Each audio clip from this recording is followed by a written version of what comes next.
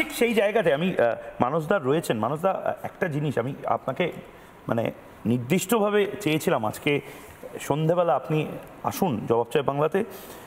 মানসদা, এটা অরিত্র বারবার বলছিল, আমারও মনে হওয়া যে আমাদের একটা অনেক বছর ধরে আমাদেরকে বোঝানো হয়েছে আমাদের কিছু নেই, আমরা একেবারে একেবারে মানে চাল চুলোহীন বোধহয় একটি রাষ্ট্র ছিলাম বা একটি জাত ছিলাম, যাদেরকে যে জাতিকে শিক্ষিত করেছে ব্রিটিশরা, যাদেরকে বাড়ি ঘর দোর বড় বড় আসবাবপত্র এই সমস্ত কিছু দিয়েছে মুঘলরা। তার আগে আমাদের কিছু ছিল না, আমাদের সাপুড়ে ছিল, আমাদের কিছু কুসংস্কার ছিল এবং আমাদের হয়তো আন্ত্রিকের মতন মহামারী ছিল। এটুকুই নাকি ভারতবর্ষের ছিল। আমাদের একটা সেন্স অফ ইনফিরিয়রিটি কমপ্লেক্স যেটাকে বলা হয়, হীনমন্যতা, যেটা বারবার অরিত্র বলছে, এই হীনমন্যতাটাকে একটা জিইয়ে রাখা হয়েছিল এবং সমস্ত কিছুতে পশ্চিমের দিকে তাকানোর একটা বিশাল দরজা খুলে দেওয়া হয়েছিল। এখন সময়টা ঘুরছে মানসদা। এখন আমি ছোট ছোট ছেলেমেয়েকে দেখছি, আমি ইনফ্যাক্ট জবাব চাই বাংলা যে বাচ্চা ছেলেমেয়েরা দেখে, যারা টুইট করে, যারা আমাকে কনস্ট্যান্টলি হয়তো মিমস বানাচ্ছে, ট্রোল করছে, কিন্তু তাদের মধ্যে একটা সেন্স অফ ন্যাশনালিজম আমি দেখতে পাচ্ছি এবং আমি অবাক হয়ে যাই যে রাষ্ট্রবাদী এই কথাটা একটা সময় আমার ছোটবেলাতেও, রাষ্ট্রবাদী, বাবা তুই রাষ্ট্রবাদী, একটু একটু একটু আঁতেল টাইপের, এ বাবা একটু সাম্প্রদায়িক টাইপের কথাবার্তা। আন্তর্জাতিকবাদ হও, ইন্টারন্যাশনালিস্ট হও, সেটা ভালো, সেটা লিবারাল। এটা বদলাচ্ছে মানুষটা। এইটা যদি আরো বেশি বদলায় তাহলে ভারত আরো বেশি উন্নত হতে পারবে বলে আমাদের মনে হয়। আপনার কি মনে হয়?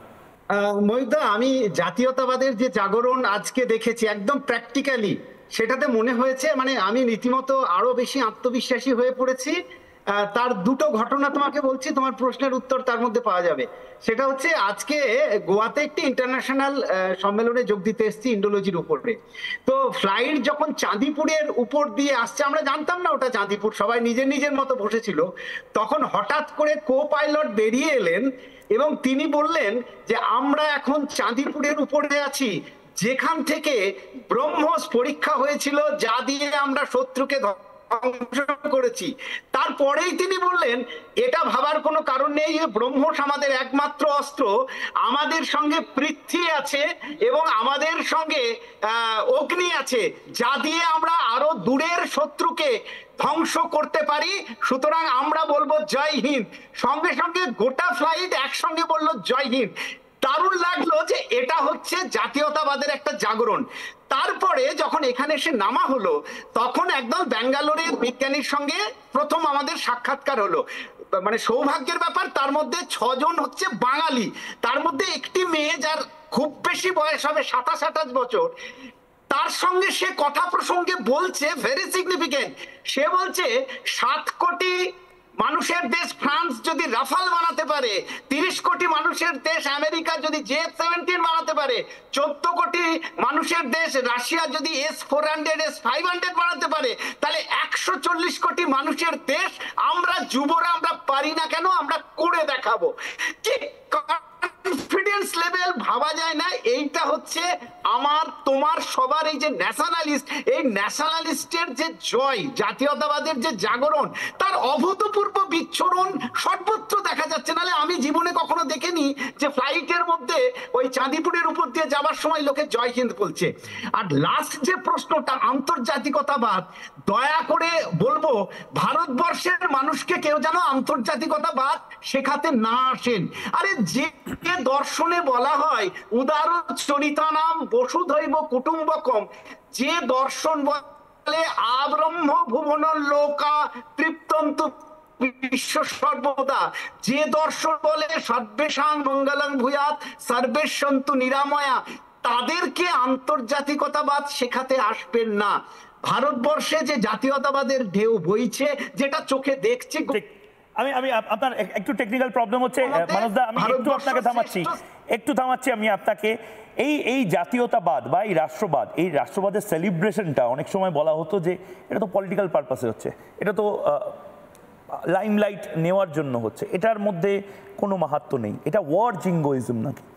আরে ভাই, আমাদের দেশের সেনাবাহিনীকে সেলিব্রেট করবো না তো কি আমরা মঙ্গল গ্রহের সেনাবাহিনীকে সেলিব্রেট করব?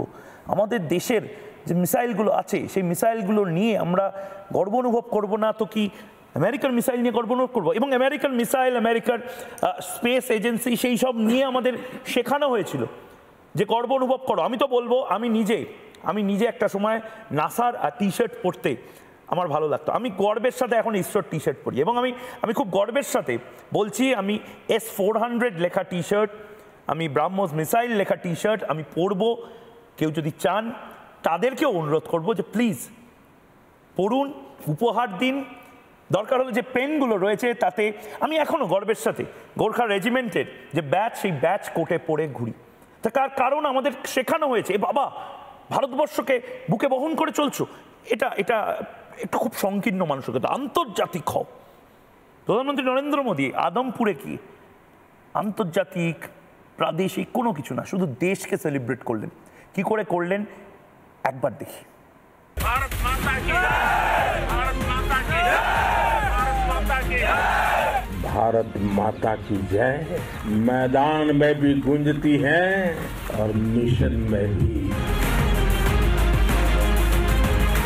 जब भारत के सैनिक मां भारती की जय बोलते हैं तो दुश्मन के कलेजे कांप जाते हैं।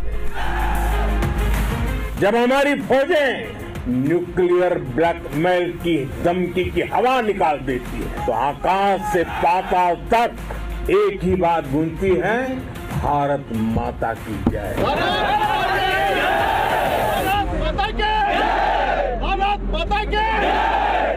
मैं वीरों की इस धरती से आज एयरफोर्स, नेवी और आर्मी के सभी जाबाजों, बीएसएफ के अपने शूरवीरों को सैल्यूट करता हूं।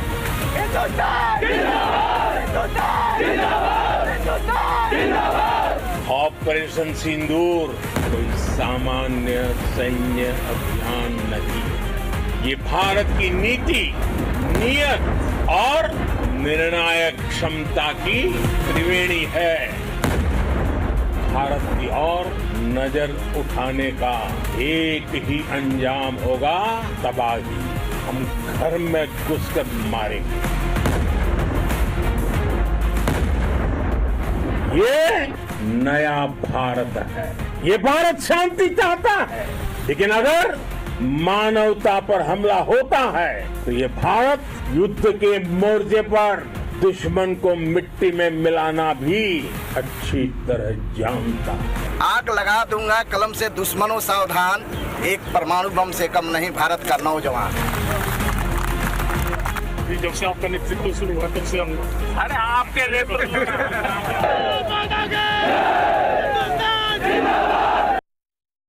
নানা ধরনের কন্টেন্ট দেখার জন্য লাইক করুন, শেয়ার করুন আমাদের ফেসবুক পেজ, সাবস্ক্রাইব করুন আমাদের ইউটিউব চ্যানেল। পাশাপাশি অন্যান্য ব্রেকিং নিউজের জন্য অবশ্যই চোখ রাখুন রিপাবলিক বাংলায়।